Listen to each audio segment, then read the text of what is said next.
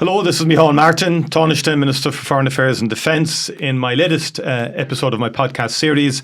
And I'm speaking today with Dr. Cara Augustenborg, Assistant Professor of Environmental Policy in UCD, and of course, crucially, a member of Ireland's Climate Advisory Council, and also a member of the Advisory Committee of the Tánaiste Signpost Programme, which is designed, of course, to help farmers deal with climate change. And above all, Cara is chair of the independent judging panel for the recently published scorecard for this government by Friends of the Earth. This is the scorecard marking, if you like, the government's performance in terms of its programme for government. An important scorecard, holds government to account. It's independent. So, Cara, can you outline to us your sense of progress so far over the last 3 years in the context of the programme for government? Well, first of all, thanks for having me on, Tánaiste. It's really an honour to be here, and it's lovely to hear your thoughts on our report card. So Friends of the Earth have been conducting this assessment every year since this current programme for government started in 2020. And first of all, I should say that the current programme for government has more environmental commitments far and away than any programme for government we've ever seen, certainly to my knowledge, in the state, with almost 300 environmental commitments in it.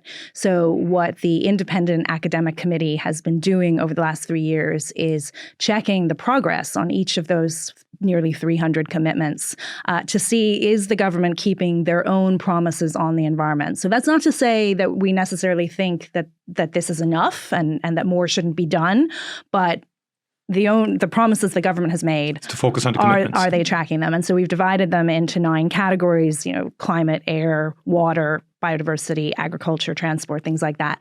And we check every year, and we do a big consultation. This year we interviewed over 41 stakeholders, people within government, people outside of government, civil society, journalists, to see where are we at with each of these promises. And then we grade each of those criteria. So this year we gave the government a C+ overall, and that's up from a C last year. So they started with a C+ in the first year, they dropped down to a C in the second year, and they're back up to a C+ this year. That's like the old pre-leaving certificate and pre-intercert when you got a C+. It was a kind of a sign you better get down to work now between Christmas and summer. Yeah. And really, there probably is only, maybe 2 more years of this government. So the pressure is on now to really start seeing changes. And, as someone who's on the outside getting to track these commitments over the last 3 years, it's been really, really interesting because as an ordinary citizen, you can see that maybe not much has changed in the last 3 years in terms of environment and sustainability. But when you look behind the scenes, you can see that a lot of work has been going on.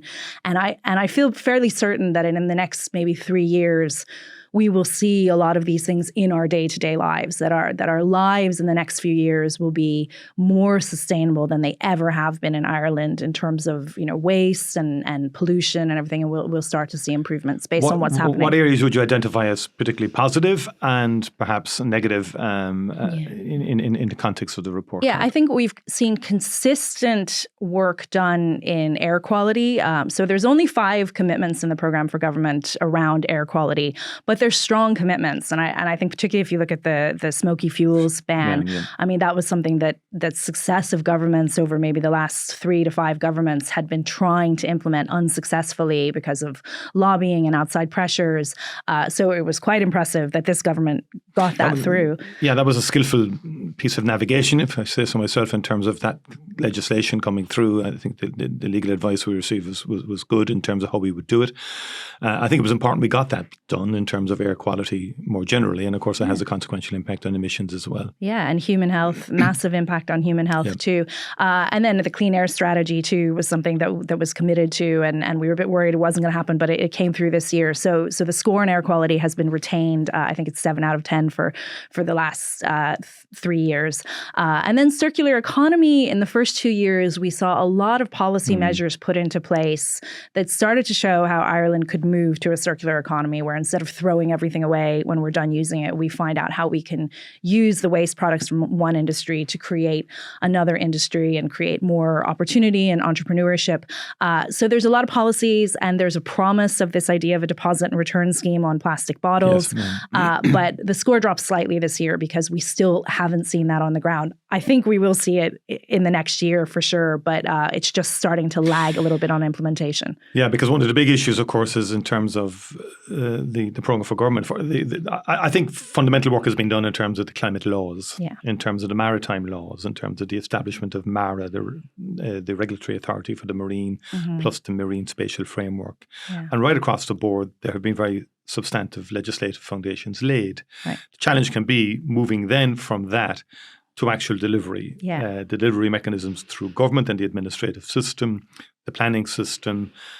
And when you juxtapose that against the emergency that climate represents today, I think therein lies a continuing challenge to government and to society as a whole. Yeah, and I think the areas where we see real challenges are in those kind of interdisciplinary or cross-departmental areas where we need multiple departments to be working together, and then the implementation really, really suffers. So that's a challenge. So the areas that have been consistently weak have been agriculture, and related to that, water quality has really not improved in the way that we need to. In fact, it's getting worse. Can I come back to that in a moment? Just about that legislative certainty, because I think you have made the point, if I'm not mistaken in the past, that certainty is very important for other stakeholders in society, particularly industry and business, that they have a clear idea of the future trajectory of government policy in terms of their own actions. I think we really saw that in the first year of this government when the climate law was amended and strengthened substantially, and finally,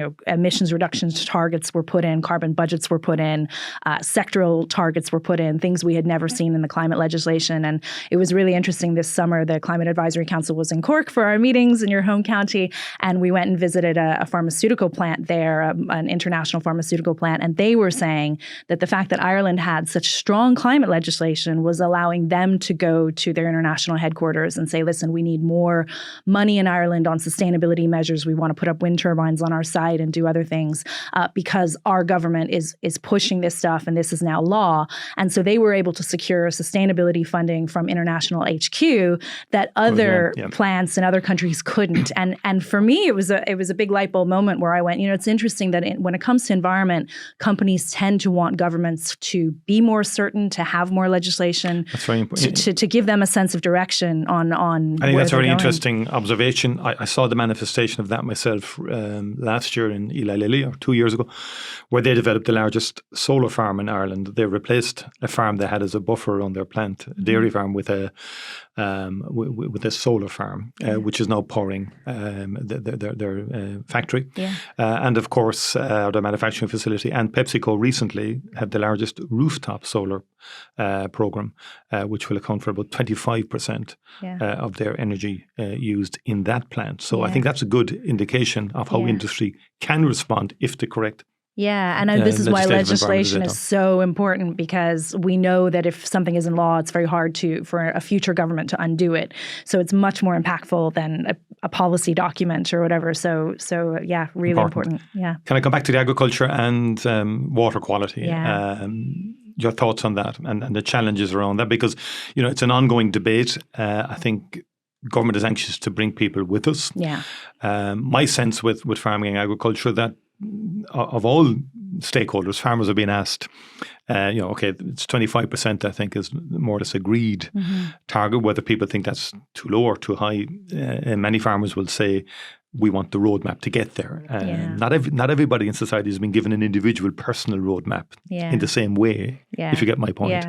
And I have evidence of farmers endeavouring to do their best in terms of inputs and so on like that. But maybe you can give me your perspective. I'd like a personal roadmap myself, actually. But I think probably the indication that of a good deal is that nobody was particularly happy about the target for agriculture. So environmentalists said it was too low at 25%, and the farming community said it was too high. And so that's probably right where you want to be in terms of negotiations. So, we are asking the least from agriculture compared to other sectors. And that indicates that that's a priority sector for us in terms of economy and everything. That's fine. Every country has the right to deal with their emissions reductions in whatever way they choose, so long as emissions go down overall. So that's fine. And I think we've seen analysis that has showed that even an 18% emission reduction in agriculture agriculture wouldn't have an effect on business as usual. Essentially, you could achieve a lot of it through measures that are very cost effective to farmers, like changing fertilizer to protected urea or different types of breeding methods, or all the things that Teagasc has done. So it's that last maybe 5 or 6% that we really have to look at system change, and the current program for government really doesn't do that. It obviously it was established before these climate targets, so it kind of focuses on the business as usual model. But even with low ambition in agriculture when it comes to the program for government, we're still not really achieving much. We've seen some peatland re-wetting. The story of Bord na Móna is fantastic. They have absolutely transformed themselves, but we're not seeing offerings to farmers at scale to really get the kind of system change we need. You mean financial offerings? Is it our alternatives? It could be anything. It could be financial offerings, or because some farming organizations will say to you, look, we're probably one of the more efficient from a carbon production perspective in terms of dairy and beef and so on, in comparison with... Yeah, well, we need an updated research project on that, actually. Okay. But in comparison with Latin America, South America, Brazil, possibly, Australia, and so on. And yet, you guys, and they'll say to us, you seem to want to import more of that in terms of a potential Mercosur deal, for example, all the way across into Europe, and cut down a more carbon efficient system. Your thoughts on that? Well, carbon leakage, which is what you're referring to, is always something we have to be aware of. And obviously the global negotiation system that we have agreed on is always going to have flaws in terms of counting. We look at all the goods that we import from China, and all of those emissions count for China. They don't count for us. So we have the same issue in reverse when it comes to agriculture. So it's something we have to be mindful of, but it is the system we're in. We need to look at that, and we need to make it more expensive to pollute. And so maybe there are tariffs, or there are things we need to consider about importing dirtier practices or things that are produced in dirtier ways.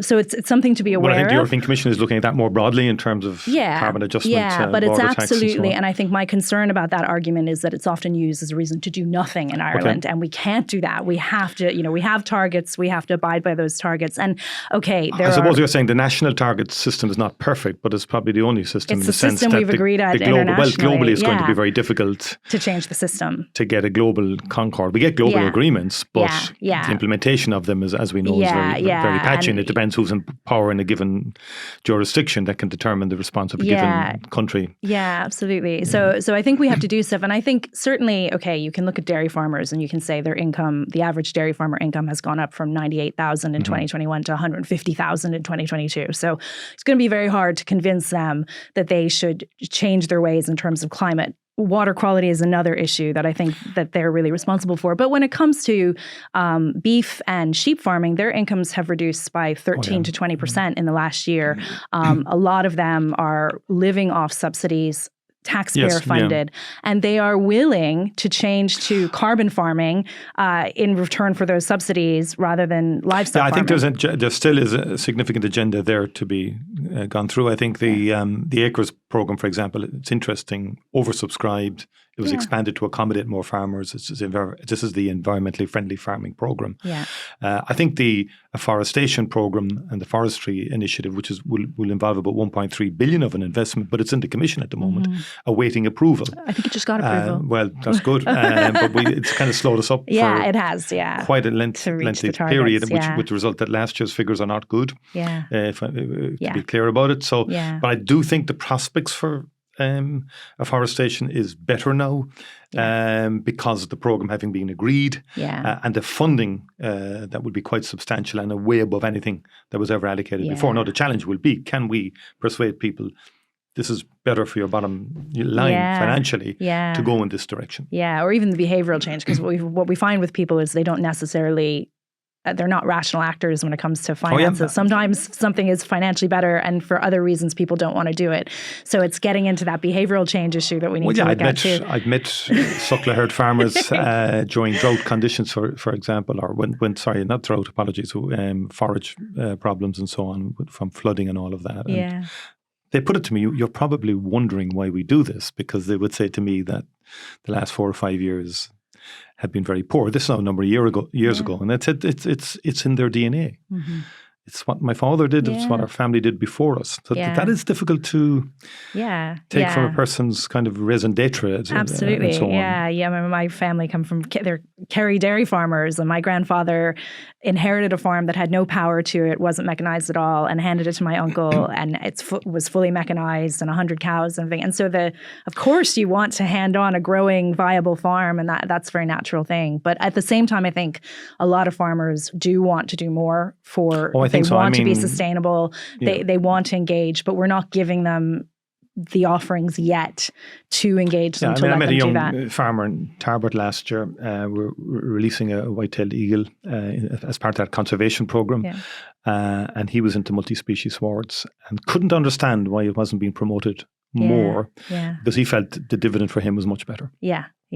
So it's getting those kind of messages out there at scale, and that's tricky, The water quality issue concerns me. The EPA report is not good in respect of our rivers and waterways. Yeah. I think it's now 40% are in unhealthy status and 44% of rivers are impacted. And they're saying that, okay, agriculture is not the only problem, but it is the primary problem that, nitrogen and phosphorus runoff.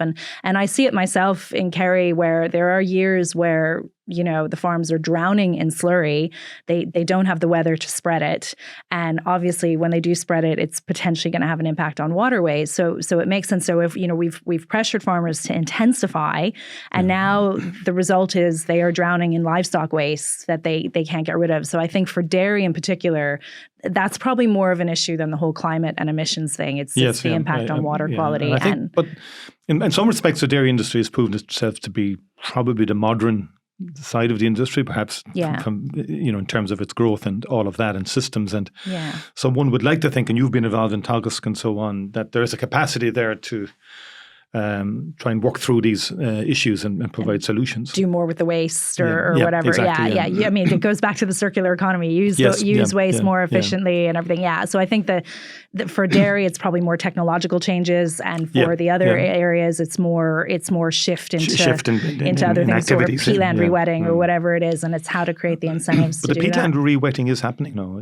It is, and I think that was one thing in our scorecard this year that we mentioned that there is. And I think what's been important is the transformation, as you said earlier, of Bord na Móna, which was something I was always looking for in the last number of years. It's now become a climate change agency. Yeah, it's incredible. And it's so visual. When you drive past them now, you see all these trees cropping up in this extracted, and the ecology is changing rapidly, actually. So that is such a good news story. In that context, what would your thoughts on Quilta be then in terms of forestry and in terms of the mix and the balance and in terms of its new plans? Yeah, I think our problem with forestry right now is that we haven't really thought about the kind of the products. So once you harvest the trees, do we have a timber-based construction industry? No, we haven't moved that way, and we need to, because actually we need to lock that carbon in. We can't just burn it in fires or whatever. We need to actually put it into construction where it's locked in for hundreds of years. The comparisons between Ireland and Scotland in terms of use of timber for construction is extraordinary. I mean, the percentages are very low here. They're very high in Scotland.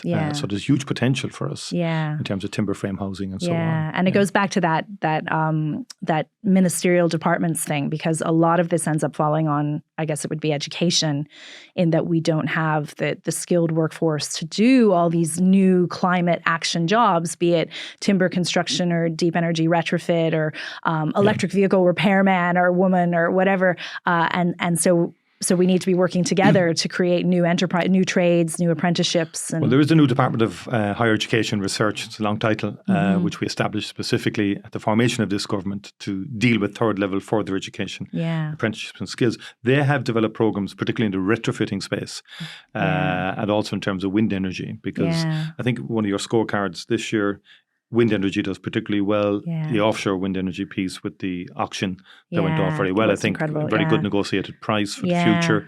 You laud the centralised planning approach. So there is a sense at last, there's visibility, whereas perhaps maybe last year there wasn't quite the same visibility on the landing zone for offshore wind by 2030 or 20. And last year's scorecard, the energy score had dropped quite significantly because A, we were stalling on all of that, and B, you had like the energy crisis and we had tripled the use of coal and oil. This year we've seen that stabilized. So we've gone back to, less coal and oil. Hopefully it'll stay that way. The energy crisis has stabilized a bit. And now you have MARA, the Marine Regulatory Authority, up and running, chaired by Mark Mellett, a fellow Cork man who, I couldn't be in better hands, I think, with him. He's got the Navy background as former Defence Forces Vice Admiral, but also he has a PhD in marine ecology. So he actually gets the environmental challenge that's going out there. So I think it's in good hands, and that probably in the next year we should see a lot coming from that to hopefully get this offshore wind thing really going up and running, because that's tricky with the issues. Well, to me, that's a very key plank in our overall strategy to 2030, and beyond, in terms of becoming an exporting nation eventually. In terms of and of course you opened the Supergrid Super Solutions book launch with Eddie O'Connor there. I did. And I mean that really could transform the whole west of Ireland in terms of energy exporter and everything. But also at a European level, it was very clear after the terrible invasion of Ukraine by Russia. Europe had to regroup very quickly, ending oil and gas dependency on Russia. And it seems, whereas in the immediate sense, that created huge pressure. And I felt we could regress in terms of the use of fossil fuels in the short term. But you got the sense medium term, Europe was very committed now that doubling down on renewable is the only option into the future in terms of energy independence. And that we have to connect to Europe. We have and then the grid, the European grid is very important. We have a connection with France now. And what was interesting there, not one objection to that amazing. And in the planning process, which I think is something EirGrid should take credit for, because they did engage, and the importance of engaging with communities and consulting well in advance to make sure that you can reduce the level of objections subsequently. And that will be a big challenge for offshore wind as we develop and roll it out.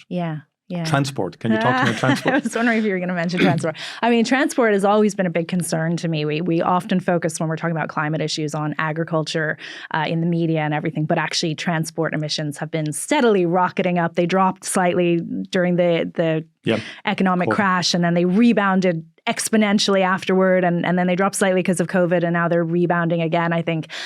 So we're not getting there. And we have historically had governments that had focused, when it came to emissions reductions, almost entirely on electric vehicle targets, 1 million electric vehicles by 2030 and everything. And while electric vehicles are great, I own one, they're superior cars technologically, fun to drive and everything, they are really not going to get us to the targets that we need to reach. And so we have decades of backfilling essentially on public transport investment, because we didn't in previous governments really invest in public transport to my knowledge. And so now we have a lot of making up to do on that. Except the Cork-Middleton rail line. Oh, yeah. It's interesting. That was one of the first. It's probably heavily That was one of the used. first in probably 50 or 60 years, and that was nearly 20 years ago. And is it heavily used at capacity? Heavily, and now there's new developments taking place as part of the European programme, the resilience programme, in terms of Mallow and Middleton through Kent Station, a proper commuter system, which will have trains eventually every 15 minutes. And will transform Cork City as will be very significant, and hopefully then connect into a light rail system. The difficulty with transport, as I see it though, in terms of public transport, and you're correct, we're backfilling. There is an enormously, on the surface apparently, significant road or challenge in terms of planning, railway orders. It's a long process to get a railway built. To get a metro built will be a long process. We have to do it. And I think in part of the funding arrangements for the future, if we can create an infrastructure capital sort of reserve fund that future-proofs us against cyclical changes in the economy. In other words, if the economy goes down, then we stop everything. I think that's the only way we can get projects like the Metro done, or indeed other big rail projects, and get more people on trains and on public and buses as well, of course. It's so key. And I think when you look too at the resources required for electric vehicles and battery technology, I mean, the studies are saying that by 2050, demand will outstrip supply of cobalt by 400%. And that's just cobalt. We also need lithium and other rare earth metals, and they're all extracted from the global south. So I think if we're going to be, in short supply of these rare minerals, we need to be thinking about using them very, very efficiently efficiently. And my concern is if we put all our attention on electric vehicles, that we potentially run into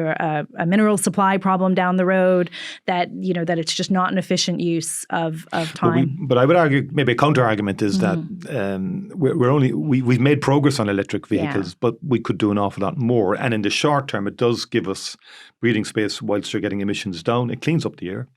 Yeah. Which incentivize compact living in cities and towns, because that is a problem.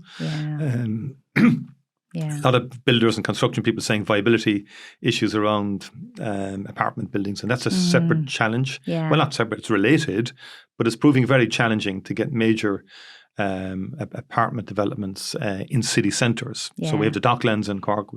Dublin has its planning issues around Docklands. Yet we know from a transport point of view, it makes far more sense if we can get greater compact development. And so there are a lot of real challenges to that, which then relates to the transport issue then. There's so much. But I mean, I think if you look at the transport emissions in a silo, which we have a tendency to do with environmental issues, we look at them in silos, you would absolutely say electric vehicles are a great solution.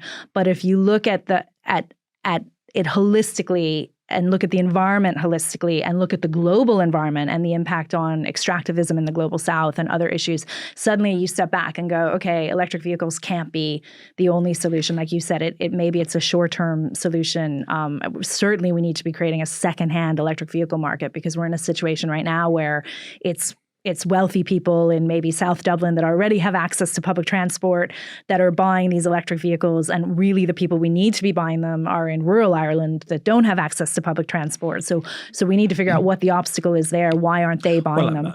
I mean, I think we might have disagreements around government. That is, I think incentivization is still a valid option for particularly for those on lower incomes in respect of transferring to EVs. The danger is if we don't maintain the momentum is there are still people extracting fossil fuels. There are still countries and jurisdictions that are full speed ahead in terms of extraction. So you've got to change the dial, so to speak, in respect of the utilisation of fossil fuels in terms of transport. Electric does that, EVs do that, except more technologies will come on stream. And I think that whole technology space is one that we have to continually follow through on. Adapt, in the context of the legislative certainty that you spoke about earlier, and how important that is in giving a trajectory of travel to industry, to stakeholders, that they can plan over 10 years. And this is the way it's going to be, and they can get resources from their headquarters and so on, and SMEs can develop and farming can develop and so on in accordance with the legislation and so on. And then given our political system, some governments are presidential. In Ireland, it's a party political system, and where you have different parties will form governments over a different period of time. We're in coalition governments. And the point being, how do we get political sustainability around the climate change issue and in terms of future elections? Because there are talks of new parties being formed to resist measures to tackle climate change. Some parties don't want to be too partisan in the context of this interview, have been quite mischievous on climate issues over the last number of years. One thinks of issues like carbon tax, for example, which gives us the funds to do the retrofitting, the environmental farming and fuel poverty and so on like that. Yet people have tried to lay booby traps for the government on an ongoing basis, and that will happen in future governments. So elections matter, don't they, in terms of climate change? I mean, it's funny coming from the American system where I grew up, which is so polarized, like essentially a two-party system, and then coming here where it's a multi-party system. And I've become obsessed with politics because it's really interesting and really enjoyable and actually really effective. Like the whole preferential voting system means that parties are much more likely to compromise and want to work with each other than be as polarized as they are in America. And I can see that my fellow classmates in America are becoming less and less engaged in politics because it just seems so futile.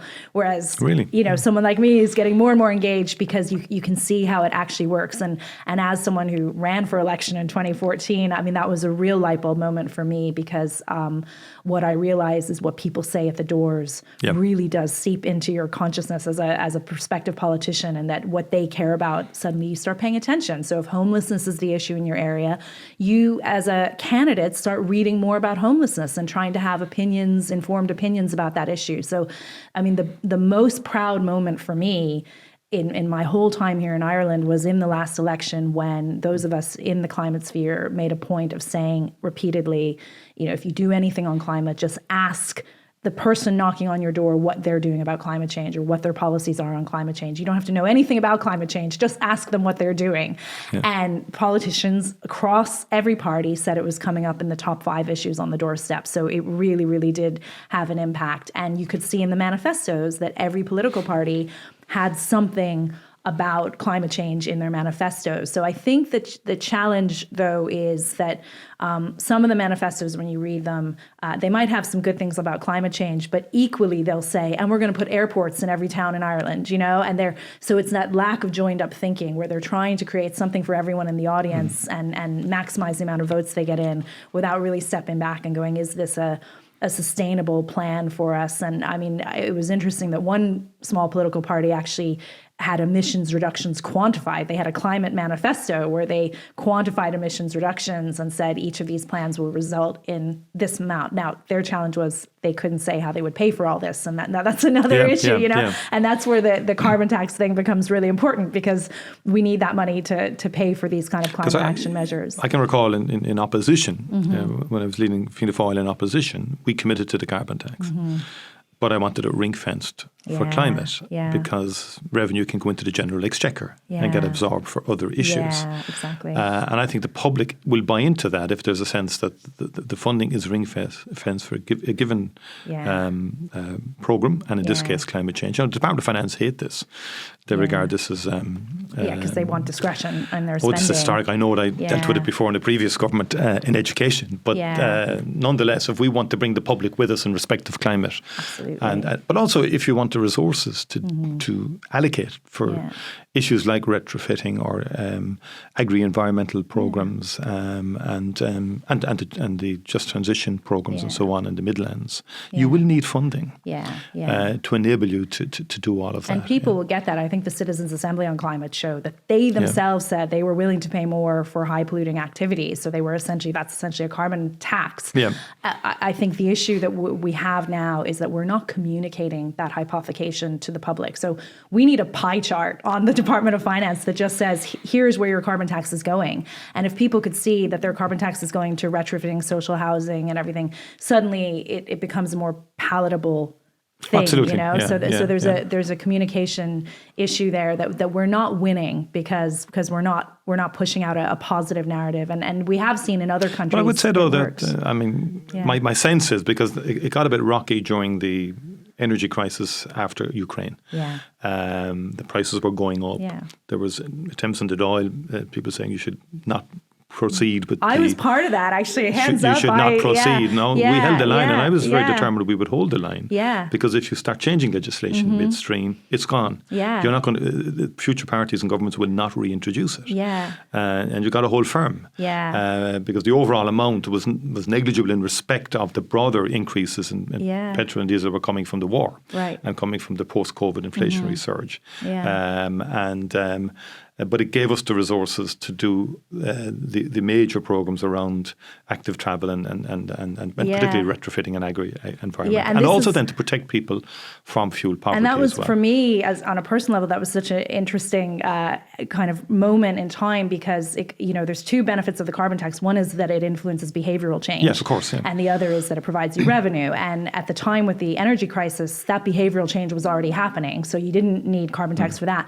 But the revenue thing, of course, as someone from the outside, I'm not aware of how important that money is for these carbon measures. And it was only then after all of that had taken place that I was informed about how critical that money was. And if that money didn't come in, these climate actions weren't happening. And that's where it's only having half the information and not effectively communicating. But also the key point is it's not in legislation for the long term. A future government has to change the legislation if it wishes. That would be, in my view, an anti-climate the need for climate change action. Yeah. And they would have to live with that. Yeah. But and I think that the importance of legislative certainty is back to your point. Yeah. Because if you have those revenues coming in for the next 10 years, well, then you develop a retrofit industry.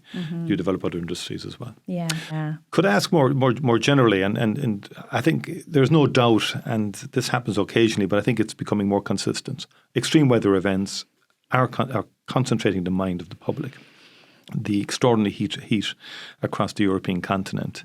When I was at COP27 in Egypt, I met one or two political leaders who said to me, the only area where the experts might have got it wrong was the timeline for really severe events. And we were conscious, I think we had presentations from Sri Lanka and Pakistan, the amount of arable land destroyed, huge threats to food production systems and to our very way of life. And that can introduce a fatalism almost, or we're gone, we're done kind of attitude. What's your response to that in terms of keeping the public, if you like, at a level in terms of the public attitude to this, that there is a danger, there's nothing we can do about this anymore, it's all done, as opposed to those who... I think the climate denial thing is actually not as strong as it was. I think people do for sure. believe it, right? Yeah. But we must convince people that we can actually make an impact here and regress this, or if you like, turn this back. Yeah, I mean, I think that's the thing that gives me hope when all this climate chaos is erupting around us, and it's very hard as someone who's been campaigning in climate change for maybe 20 years or so, and you can lose hope very easily. But what gives me hope is the absolute turnaround I've seen in Ireland in terms of knowledge, understanding, education in the Irish public. So if you think about it, people who are maybe over the age of about 35 probably didn't have much environmental education in school. I don't know about yourself, but very few people I've talked to over that age were educated in school about the environment. And since then, we have the green schools, and obviously younger generations are more the green flag and all of that. Yeah.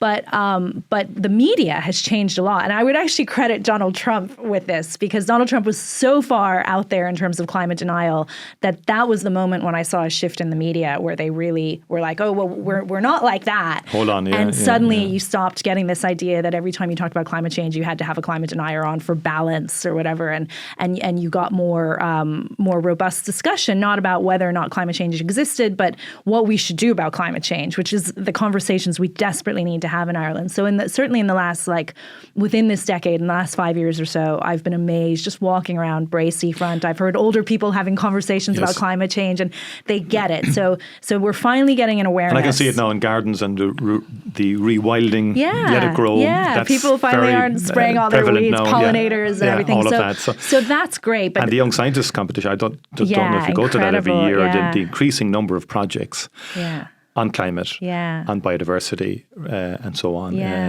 really reflects what you've just been saying in terms of the change of attitudes. Or the fact that employers are now saying that when they're doing interviews with people, they're being asked, well, what's your sustainability policy? So which just brings me to the final point, and it's the National Adaptation Framework, which has yet to be published, but that whole idea of adaptation, and I can get where those pursuing the need to address climate change might say, well, if we just talk about adapting, that might take the focus off measures to reverse climate change. It seems to me we have a lot of work to do as a country and as a society on adaptation. Because if severe events are going to happen, I didn't have a brief discussion with the Chief Executive Officer of Cork County Council recently, was heartened to see that they have a joint programme with UCC, which is a full analysis of the Cork County coastline with a view to adaptation. Because flooding there so that's a kind of a sign of, and that's a sense that there is work going on. But I think we still have to up our game in respect of adaptation. Yeah, I think flooding has been the one place we've been considering adaptation where we really have ignored it, and where we really do need to talk about it is in agriculture, because of course our whole food production system will change when the weather changes, and there's talk that maybe the southeast of Ireland will need to consider irrigation piping to be able to continue to grow, be it grass or whatever crops they want to grow. So maybe we need to talk about water retention and things like that we haven't thought about recently, and becoming more food secure, because of course as other parts of the world, as the European continent is experiencing more drought and fires, they won't necessarily be able to export all the food to us that they have been at the moment. We are net food importers in terms of calories and everything.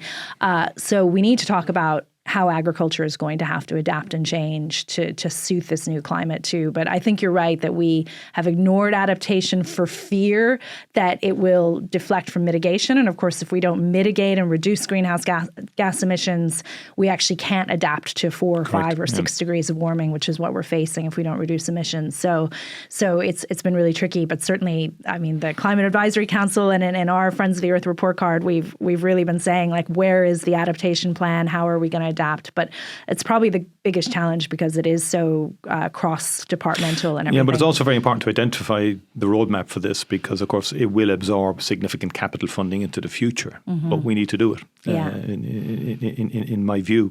Yeah. And it's interesting, your point about food production systems, because alongside with the climate change is the food security issue. Yeah. We saw that with Ukraine, the war on Ukraine. All of a sudden, you're dealing with a huge issue for the Middle East and for Africa in terms of grain and I mean, interestingly, we saw that India said, oh, well, we can fill the gap on the grain exports. And then India had this prolonged drought and said, oh, hang on, we actually can't export our grain. We need to keep it for ourselves. And I think that is the issue that keeps me up at night is worrying about, well, what happens when everybody ratchets down and says, we need to keep this food for ourselves. We can't give it to you. And I don't think Ireland, as much as we're great at milk and meat, I don't think we've really thought that through in terms of having enough calories to feed our population.